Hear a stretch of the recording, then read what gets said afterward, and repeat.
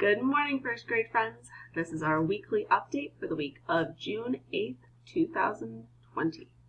We're going to begin with our shout outs. We can see that there are a lot of the same friends using our online learning tools, which is awesome. They've made a lot of growth on their weekly matrices. We've had a lot of friends participating in our Zoom meetings, especially the one last week with Coach Whitehurst. That was a ton of fun.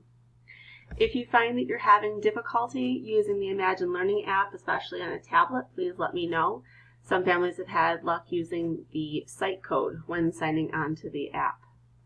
Also, WCNY continues to provide math instruction as well as story time that would be beneficial for our students to experience. In terms of our Zoom meetings, we're going to have a Zoom meeting today, Monday, and then our typical Tuesday and Wednesday meetings, but there will be no Zoom meeting on Thursday of this week. So today, Monday, June 8th, we're going to have a 2 o'clock Zoom meeting for math. This is the last full week of school, technically. Please continue to use the digital content throughout the summer. Over the summer, if you would like to know how your child is doing and the progress that they're making, if they're using those online tools, please feel free to contact me, text me anytime. Just because it's summer doesn't mean that we lose contact. I do hope to keep up with possibly a weekly Zoom meeting just for the kids to stay in touch. We will be working on report cards.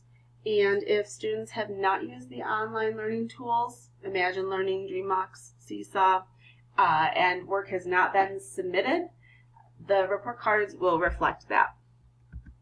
This is the last Friday that the matrix will be sent home.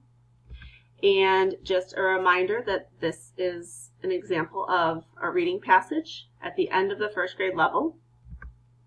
These are phonics skills that students would have learned in first grade if they were on grade level.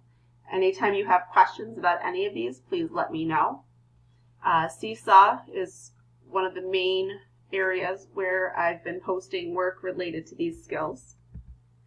And our math skills.